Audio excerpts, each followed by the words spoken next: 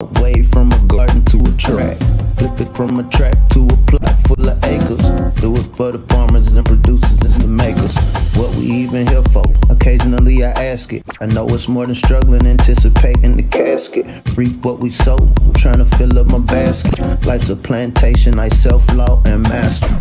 Over the plot, I've been granted on this planet. Now it's slanted, cause the chosen been supplanted. But if you overstand it, it was spoken. Fractured, but we ain't broken. Even though some would rather play the role of token, we growing. Black through the essence of our presence. We carry the blood of gods, we carry the mind of peasants. Rich black gardens, future look more like Eden. Multiply seeds like the seed banks in Sweden. Rep my planners on plan according to season. Beat one code. Switching it up is treason. Black power, family what we eat. Either we get fed or we feed. Beat one thing. What's growing on? What's growing on? What is growing on? Welcome to B1 Ag Daily Bread Podcast. I'm John Henry Harris, and we also have Farmer Brian EMC. Here at B1 Ag, we focus on Black agriculture as it pertains to agricultural production, education, marketing, health, food, nutrition, and economics, all for the Black family and for the Black community. Welcome Black to the garden. Now there's a lot of the farmland. We've always talked about how Bill Gates is buying up a lot of the farmland in the United States.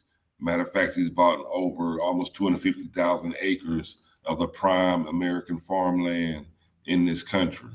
But there's also another entity or entities that are buying up the topsoil and farmland in America, and that's China being the main culprit. And here at B1 Ag today, we're going to talk about this trend of China buying up American topsoil and our farmland, as well as other countries that are making major investments into American farmland, which is actually pushing a lot of mid-level and small-level farmers out of the economy in total. So that's what today. That's what we're going to deep dive into. Is should we be concerned about China buying up American farmland? And also, before we get started, hey, we need to like, share, and subscribe. We need to grow this conversation. Our people need to stay on top of what is going on, what is growing on with our food and our food system. So for all those that are watching live right now, go ahead, like, share, and subscribe. Let's grow this conversation. Let's make it bigger, and let's make sure that our people are aware of what's growing on with our food. So should we be concerned about China buying up American farmland? Farmer Brown, what say you? First, I'd just like to say peace to the B1 family. Hope everybody's doing well.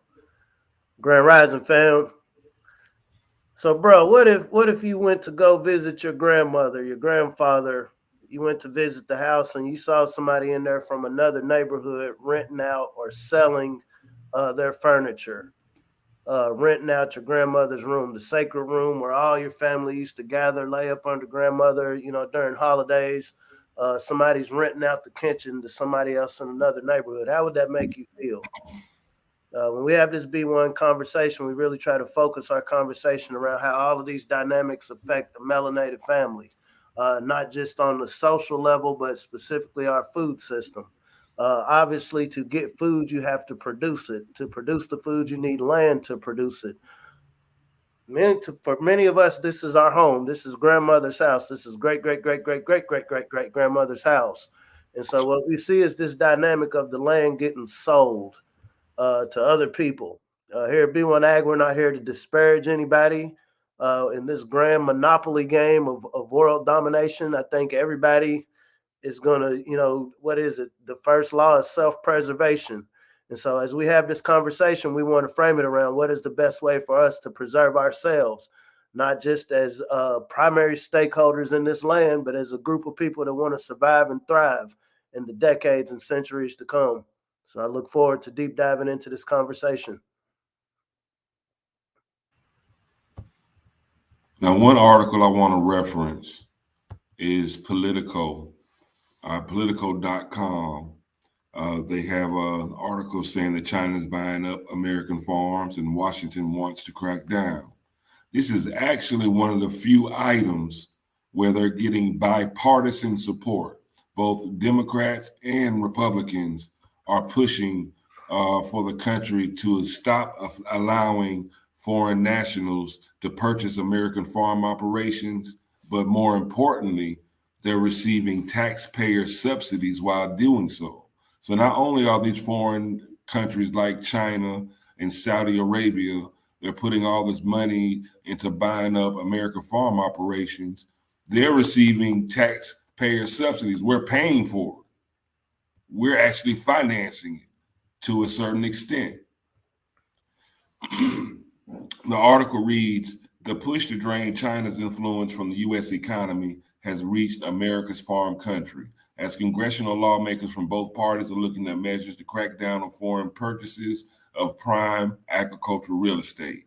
House lawmakers recently advanced legislation to that effect, warning that China's presence in the American food system poses a national security risk. And key Senate lawmakers have already shown interest in efforts to keep American farms in American hands.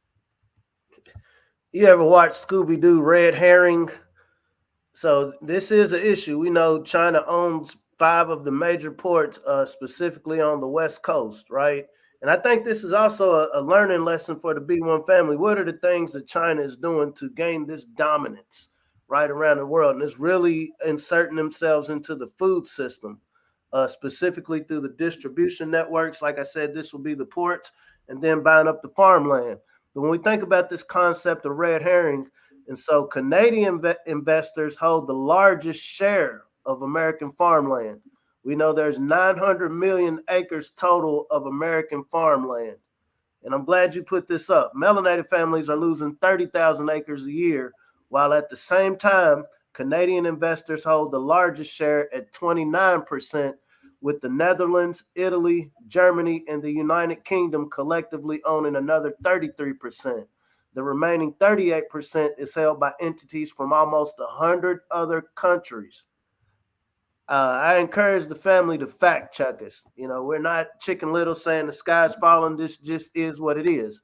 Like I said, when you value something, you tend to protect it. One of the reasons we try to advocate for really supporting Black farmers, figuring out how we can reassert ourselves in this industry, because agriculture is dependent upon land. Land is obviously the main component of any sort of agricultural operation.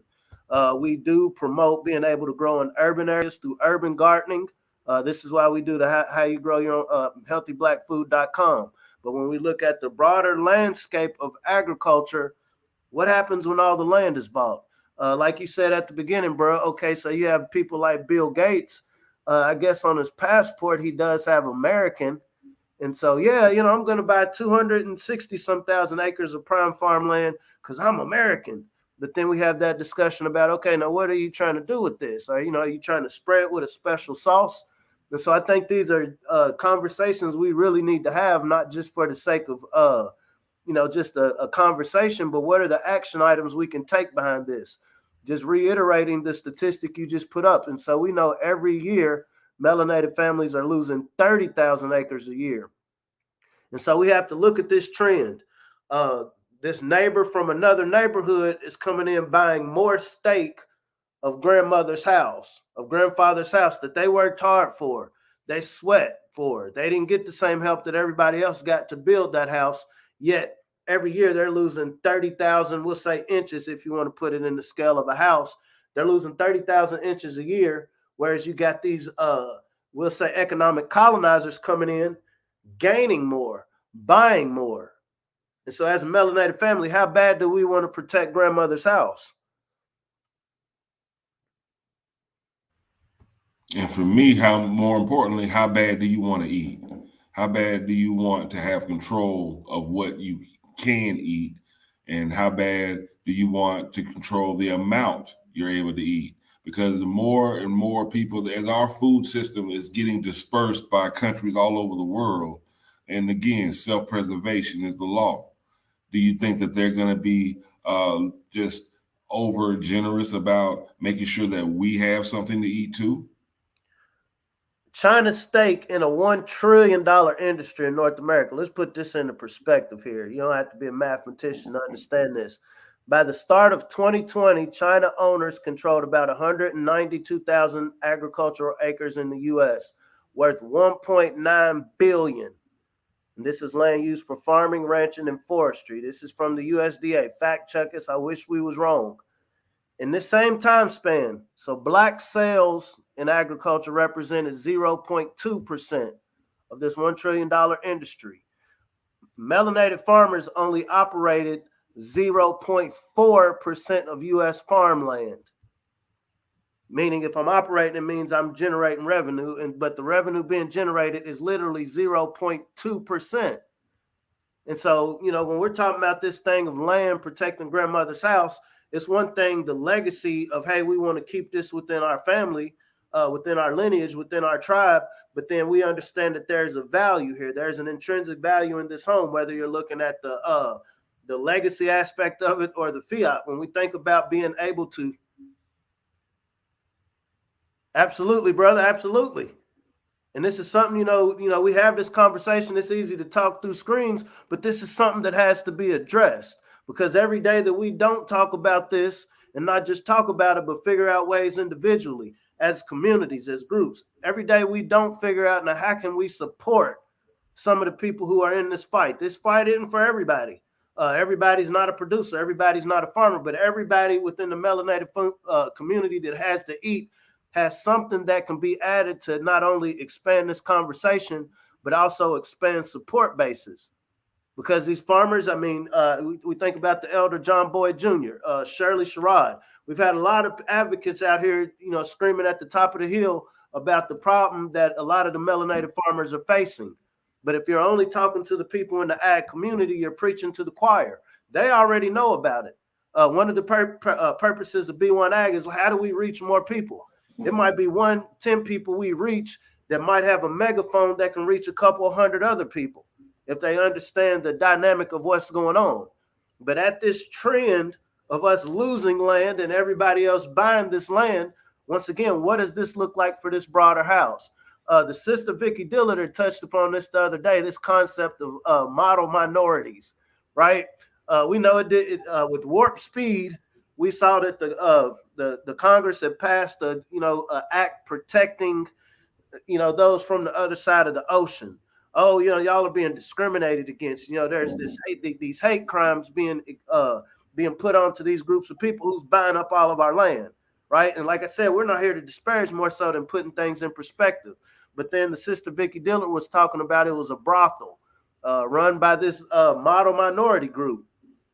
Here in Kentucky, where I'm at right now, literally just as we were preparing for the show, there was an article that came up. There was a supermarket.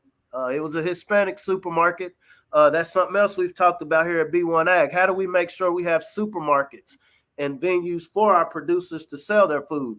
And so they found that this supermarket had been storing fentanyl in produce boxes that had been shipped on trucks from below the border. And so once again, what people got going on, that's what they have going on. But these are the model minorities that we're told y'all ain't doing good enough. Y'all, even though y'all built the wealth of this land, even though your ancestors earned every brick of that house that's getting sold away, y'all aren't the model minorities. Y'all need to be better. Y'all need to be like the people who got these brothels. Y'all need to be like the people whose your taxpayer dollars are, giving them tax incentives to come take pieces of grandmother's house. So saying that to say, how do we learn from what we see going on around us? We see that there is definitely it is incentivized for people to seize upon the networks, how people receive food, whether we're talking about the land, whether we're talking about the ports where you're receiving the imported food from, whether you're talking about the stores where the food is distributed from. When we think about seeds and seed banks, and so we know the large farmland owner, Billy Goat Gates, they invested $8 million in a seed bank in Sweden. That wasn't an $8 million seed bank here in what we call Turtle Island, North America. So once again, how do we learn from what these people have going on and apply it to a melanated community for a codified, localized food system that is sourced by the melanated farmers who aren't getting help, who aren't getting debt relief, who aren't allowed into your Kroger's and Costco's and Whole Foods? These are things that we can do. You know, am I saying that this is just okay? We get codified and overnight we solve this problem? Absolutely not. But we can't afford to let another minute go by that we don't at least have this on the table of things we discuss when we're thinking about social justice, when we're thinking about changing our place at this proverbial table. And, you know, ideally, we would just get to the work of building our own table. Well, one thing we have definitely seen is that social justice and food security, they go hand in hand. And even the USDA and these other major, food organizations, they understand and are promoting small scale, localized food production. And that equals the food security. Now, we have to look towards, cities like Detroit, Chicago, where urban farming is becoming a catalyst for not only food production and food security, but also for urban renewal. So conventional farmland, we're losing land. Other countries are buying land. So urban farming is a practical answer to mitigate this problem of these countries buying up American farmland and topsoil. What does that look like, John Henry? What does that look like? Well, let me show you some pictures of exactly what urban farming looks like. Using rooftops, growing on rooftops of these buildings. This is going to have to become more prevalent across this country in our major cities. We don't have a lot of land necessarily to grow food with. They're buying it all up. We don't have a lot of access. So we need to use what we have. That is a power that our people have always had, making the most out of the least. And not only just making the most out of the least, we do it so well that the other people have to copy it. It's like, dang, that's a great idea.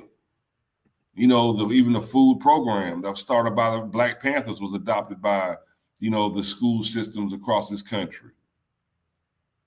We have to be innovative, use what little we have to produce what we need, and that's food security. Here's another picture, all these vacant lots and dilapidated areas that we live in. Hey, make them green spaces. Put in your high tunnels, your greenhouses. Grow food right there in the middle of the hood. That's where the people that need the food, that's where they are. They're in these urban sprawls, these areas that are in decline. We can bring it back with agriculture. This is what small scale localized food production looks like. Putting up your high tunnels, your caterpillar tunnels, to where you can grow year round in the hood, in the city. Because conventional farming, it's just becoming less and less accessible to our people for conventional farming. And then the farmers that we do have that do have a lot of land and are practicing commercial farming in a conventional way, they're still being locked out of these large subsidies and contracts. All I'm saying is if we don't want to starve, we're going to have to grow our food. Again, this is a building where you see it's boarded up, but the people in that community have taken it upon themselves. Hey, y'all can board up all these buildings, but we're still going to grow food. And as a side caveat to urban farming, did y'all know, there's a thing called eminent domain. And this is where your local city or state can come and actually take your property by claiming eminent domain, saying that they need this property for the greater good. However, what spaces are protected from eminent domain? Spaces that grow food. So this land grab that is that's happening against our people and the land that we do own can easily be mitigated simply by growing food on. They can't come take it. I have a cousin Tanya Washington, Professor Tanya Washington down in Atlanta. She's a law professor at Georgia State University. She's been fighting to keep her home for the last 10 years as the city of Atlanta has decimated this all-Black community in Atlanta called People's Town. You know, they've taken all the homes except for 2. And that's my cousin's home, and then there's another family there. They're the only 2 homes in this original community. It's a Black community left. And they took the homes using eminent domain, saying that it was a flood risk. However, if it was such a flood risk, it didn't stop them from gentrifying that area and moving in people of other colors. And now even the Atlanta Falcons, they want the land, you know, to build facilities on it. But they took it from the people that own it. Building your own food system, growing in urban areas is going to be a way that we can feed ourselves, preserve whatever we have left, and again, thrive into the future and not just survive. Because when it comes to conventional farming, the way they're doing things, China's a superpower. They are right now the number one superpower in this world, and they're buying everything up. Bruh, the whole reason we were doing our research, figuring out what we wanted to talk about today. So when we talk about urban gardening, this is how deep the rabbit hole goes, family. So obviously, to do an urban garden, if you're in an apartment complex or an area where you have distressed properties, you need to bring soil in, right? Either you're going to create your own potting soil, or you're going to have to bring some good fertile topsoil in. China is buying up this land. Chinese are stripping U.S. topsoil for export, meaning I'm going to buy this farmland from y'all just so I can strip it of the nutritious topsoil to send to China, because we know 40% of China's agricultural land has been stripped. It's been overused. Why was it overused? Because they've been selling to everybody else around the world. Business. Once again, this grand game of monopoly.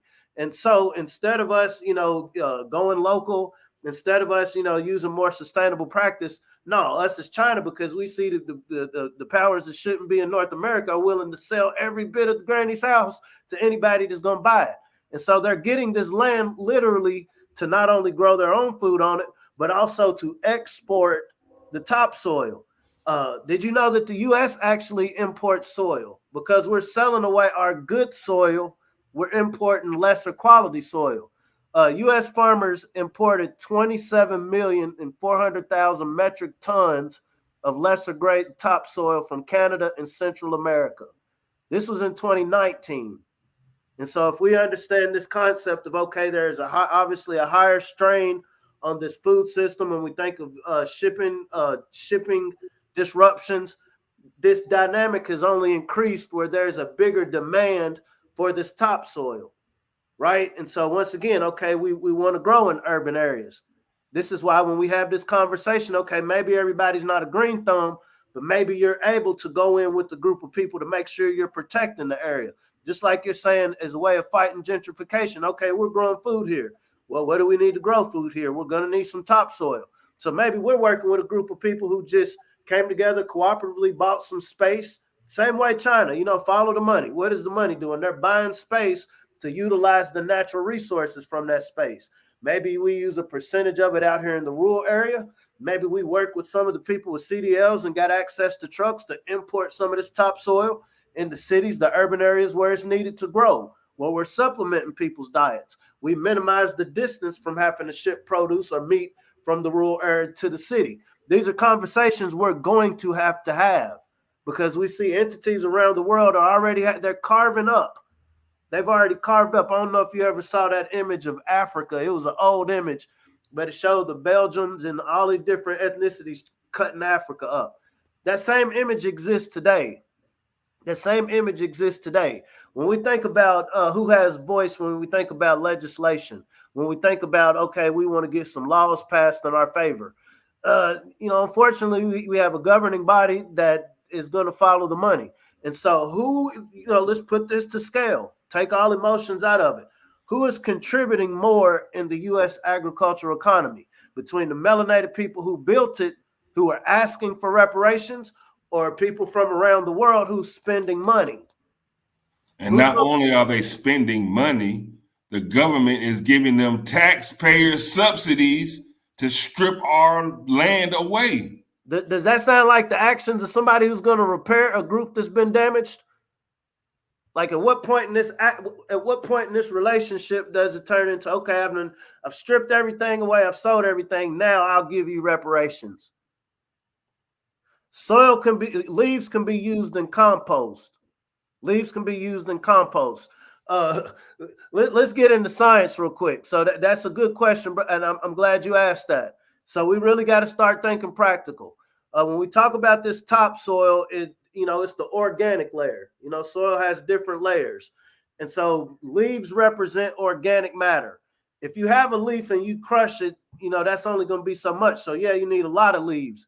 To just spread leaves out on a garden or your growing space, you're going to need a lot more. This is when you throw in your produce or your fruits and vegetables that you don't eat, your banana peels, fish, meat that you don't use. And we need to get large scale compost bins going in all of these urban communities that we're talking about. We have to have a collective effort of people, like instead of throwing your organic waste into your garbage can, okay, maybe we got teams of young men or women that go around with a truck that the community went in on together to like, okay, because we know we're going to have to start amending our own soil to grow our own food, we're going to invest in trucks to go pick up, some of the waste that can be composted in an area that we purchased, a quarter acre, where we just have these large compost bins in any given community. Instead of people putting their leaves in the bag, sending them to somewhere because somebody's making a bag off of those leaves.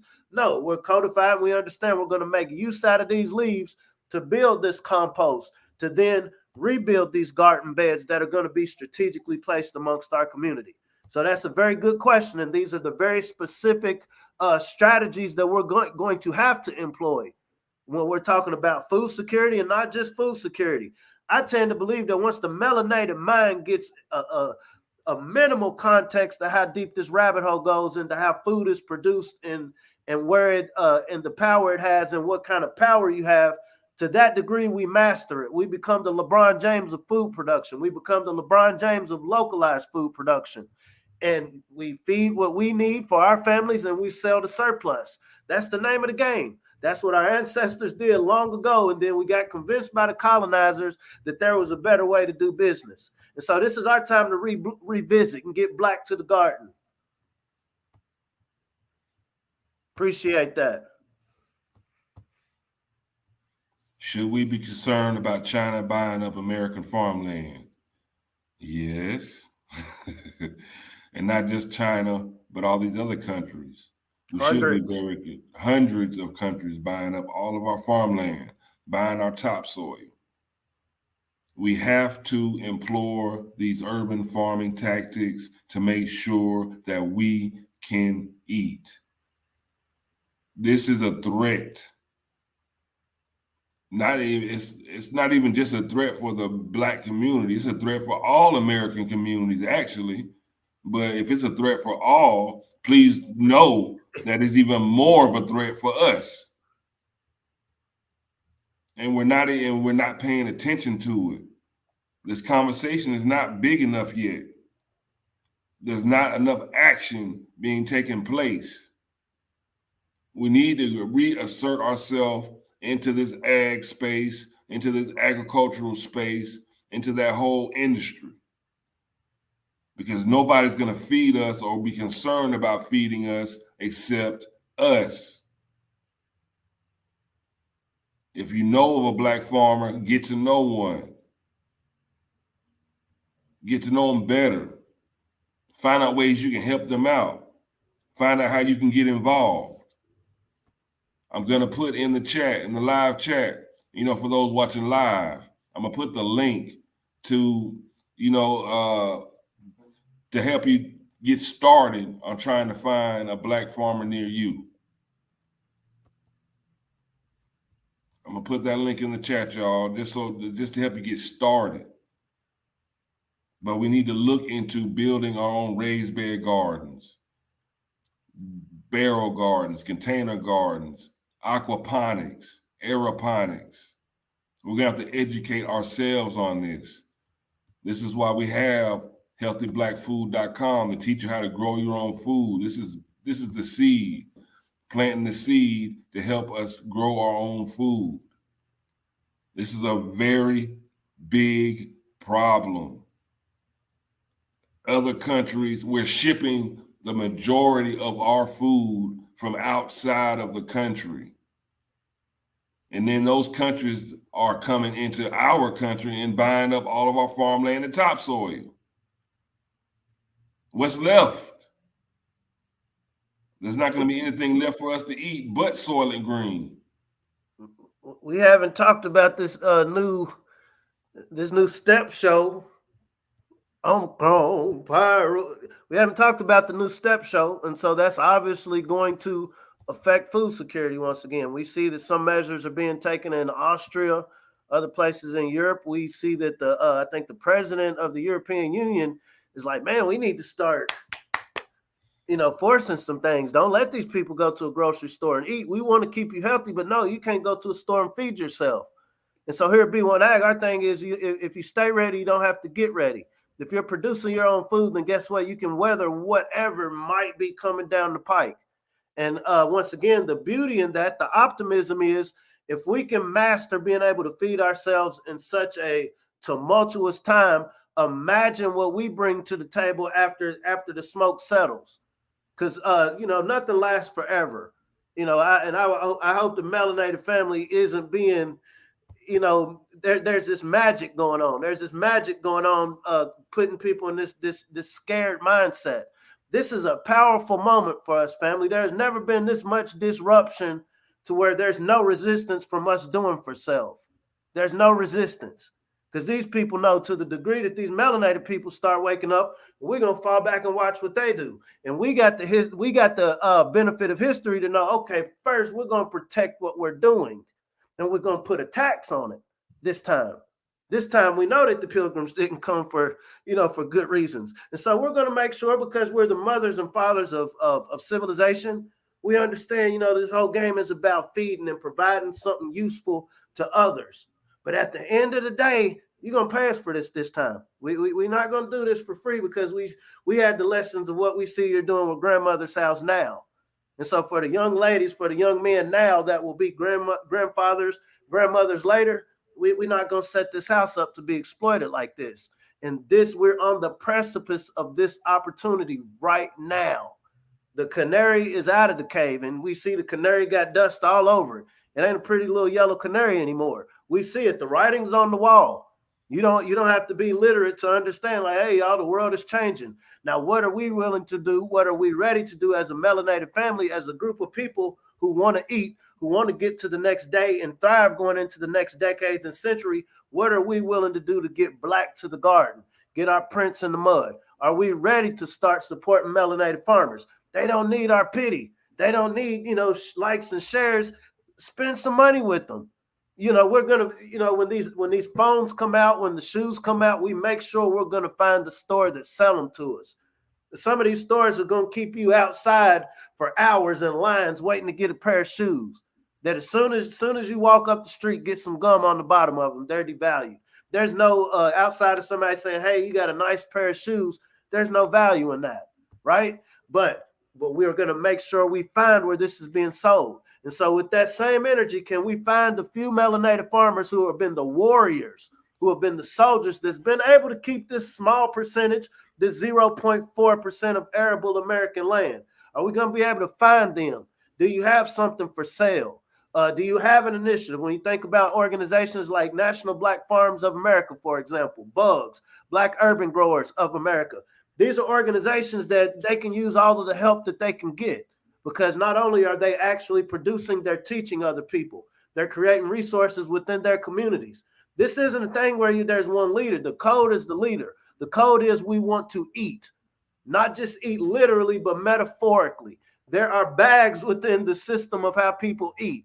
Watching China and these hundreds of other countries, we see that, oh, y'all ain't worried about this technology that all of us are buying. Y'all aren't sitting up in front of your screens, trying to be entertained. Y'all are literally buying up the infrastructure to feed the world. And so as the mothers and fathers of civilization, what are we ready to do? Are we ready to compete? Are we ready to get on the court in this grand game? Here's just a list of some of these Black growers, preppers, and organizations that you can find. I encourage you to go back, and if you must, even if you have to press pause on this video just to write some of these down, do that. I try to put as many direct links as possible as I can, but again, this is a moving podcast. Sometimes, hey, you're gonna have to put in a little effort yourself. If that's to go back, rewatch, and press pause, take notes, like, share, and subscribe to Daily Bread Podcast. B1 Ag Daily Bread Podcast on YouTube. Subscribe. Share it. Let's grow this conversation. We must stay in a growth mind state. There's a lot at stake. They want your steaks grown in a petri dish. By self-replicating robots. I don't know if you saw that news story. We'll touch on that another time. I know some of the family saw this news story. So there's these self-replicating robots. Dr. Boyce the other day was just talking about how there was a mathematic strategy put into why we're even having this discussion today. And slavery didn't end, this concept of slavery didn't end because there was suddenly this epiphany like, hey, this is a bad way to do business with these melanated people. It wasn't because of that. There was a more technologically advanced way to do it to where we don't need this labor no more. So before I get in reparations, I'll bring somebody else in from somewhere else. Before I get in reparations, let me come up with some new equipment. It don't matter how much land and resources I got to destroy to build this new equipment. Let's get these melanated people out here because we know once the melanated LeBron wakes up, we know what it means in the game. And so now the next move, like I said, I encourage the family to look this up, self-replicating robots. That sounds very sustainable. That sounds very righteous, right? The writing's on the wall. Peace, sister, peace. Hope everything's going well with you. Of course, they're not sending alerts, but we believe that the people who need to hear it will hear it when it's time to hear it. B1 Ag, we're a trumpet. We're blowing the trumpet. We're not the only voice. There are a lot of voices out here doing this, and everybody's voice matters, whether you're doing it from a screen, whether you're doing it in your community. There was a brother that reached out yesterday, and I mean, it warmed our heart, brother Nathaniel Lockridge. I don't know if he's on here. He's in Texas, and he was like, man, we played a podcast. Now, everybody I work with, all of us are, codified around, we're going to do gardens this year. And this is what this is about, this golden spiral, exponential growth. And everything starts with the seed because we all have power wherever we're at. Whether I'm in an apartment, a duplex, whether I'm in a rural area, whether I'm in the suburbs, wherever I'm at, I can make use of the resources that I have available to me. The shadow ban is real. The shadow ban is real. But once again, that is this concept of the canary in the cave. That is the canary in the cave. We will be reminded of everything ratchet. We will be reminded of everything that distracts us from this grand game of feeding the world. We know that we have an ancestral genetic advantage when it comes to feeding the world. And we have the experience of the past to let us know we need to put a tax on it this time. Put some respect on the name, put some respect on the game. And speaking of that canary in the cave, that canary in the cave, that's about that canary supposed to, send an alert. Again, we state that B1 Ag Daily Bread Podcast, we're blowing this trumpet for food security. Now, that canary in the cave, it's chirping. Chirp, chirp, chirp, chirp, chirp. We're chirping. But it seems like, do you want to wait until that canary falls dead before you pay attention? Do you want to wait until the canary falls dead to pay attention? Let's pay attention and heed. Let's take heed to what's going on. Supply chain disruptions, food shortages, less food, less just products, period, available on your shelves. There's something going on. That bird is chirping. The bird is chirping. Let's stay ahead of the curve, y'all. Let's get these seeds in the ground. Now, yesterday, now. Let's not wait until the stores are completely closed. Let's not wait until they like, well, all the stores are closed. You have to go to these FEMA camps. And we don't have any kind of emergency preparedness teams, cert teams, available that are protecting our best interests. We got to do some things for us, y'all. Nobody's going to save us. They're not going to save us. Sister, I saw a comment. They're putting up cardboard images to cover up the empty spaces on these shelves. This was a story that came out last week. It was actually a national story. But literally, they're in stores now. Okay, we can't fill this space, so we'll just put up some cardboard boxes because we don't want people panic buying. Either it's because they don't want the customers panic buying, or you got something to hide.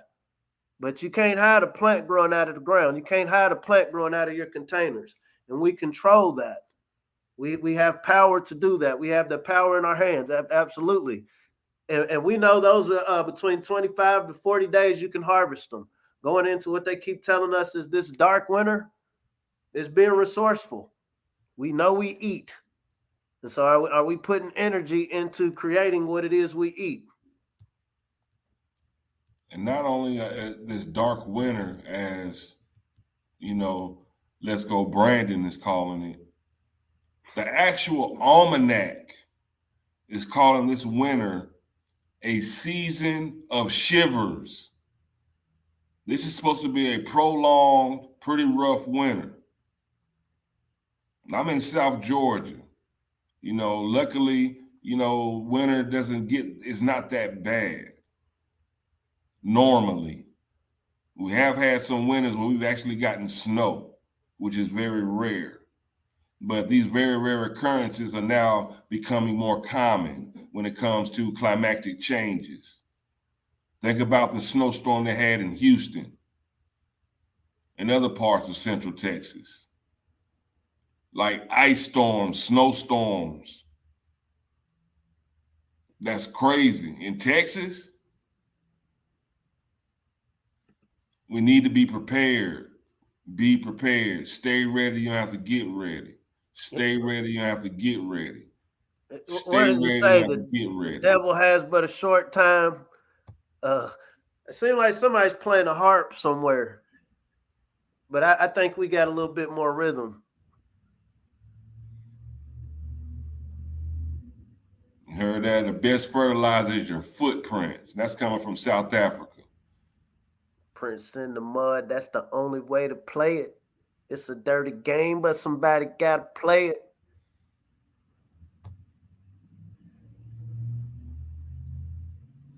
Cherry wallflowers getting ready. Getting their greenhouse up. Controlling the environment. We know there's a value in controlling the environment.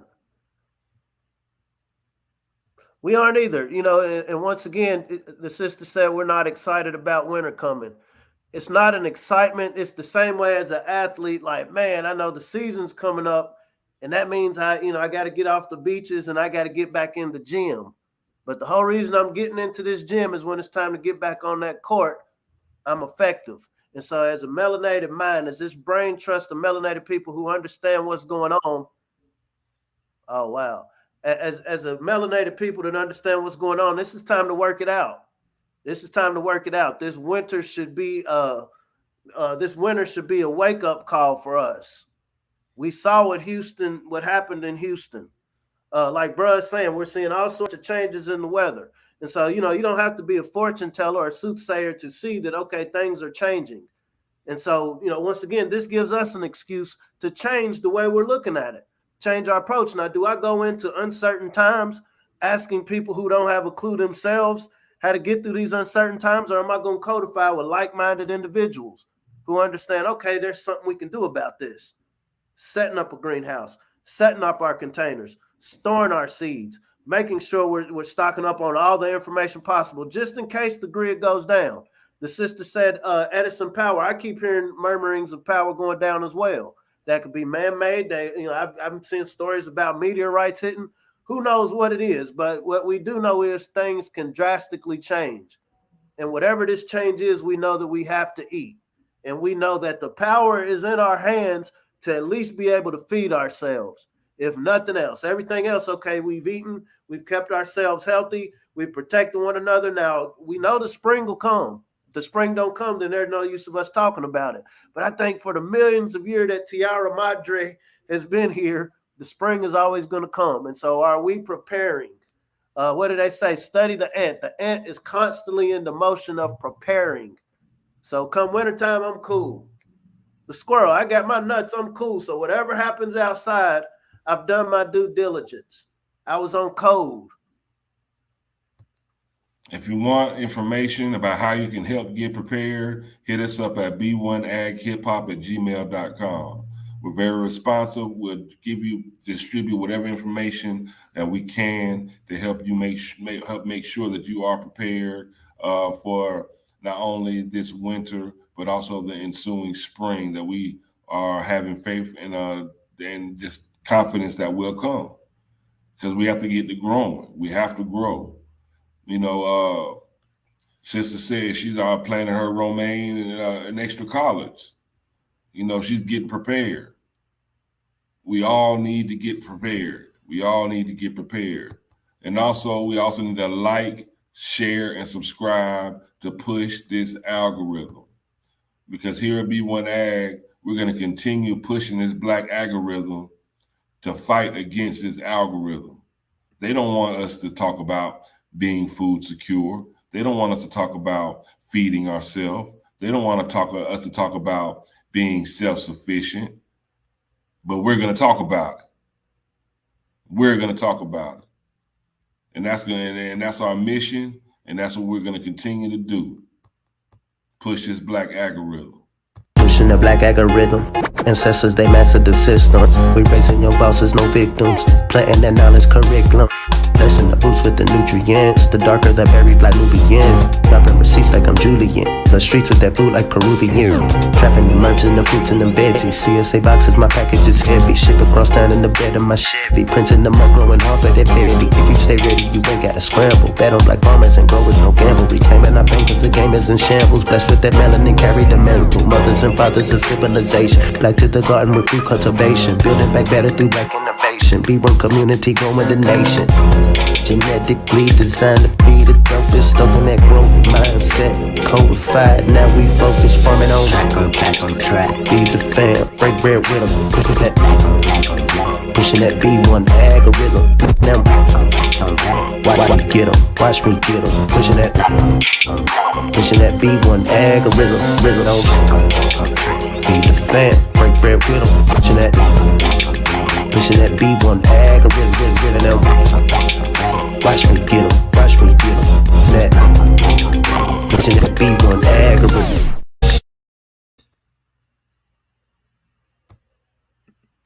So, Farmer Brown,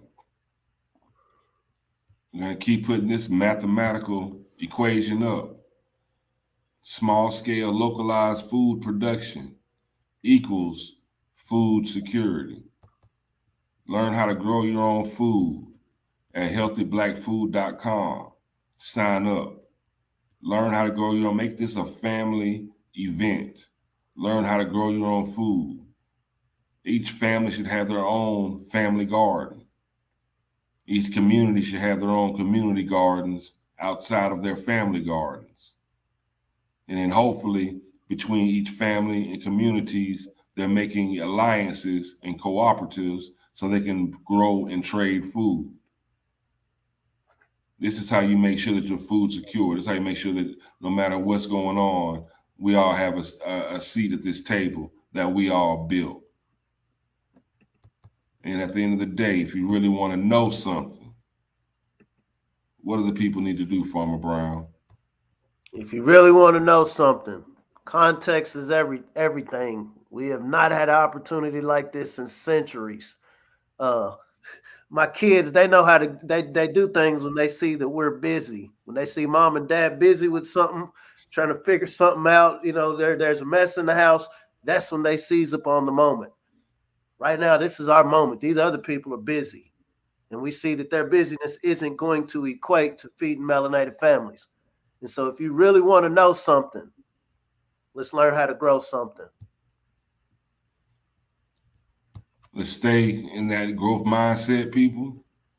Let's go into this weekend. Again, I always like to go when I leave my house, whether I leave my house physically or virtually, I like to do so in love. Let's do that. Even in getting prepared, let's get ourselves prepared in love. We don't need to do it in anger. We need to do it in love for ourselves, love for our families, and love for our communities to make sure that we all can eat. I'm John Henry Harris. We have Farmer Brown, the MC. Let's keep growing. Until next time, this is B1 Ag Daily Bread Podcast. Like, share, subscribe, and we'll see you next time. See you soon. Peace.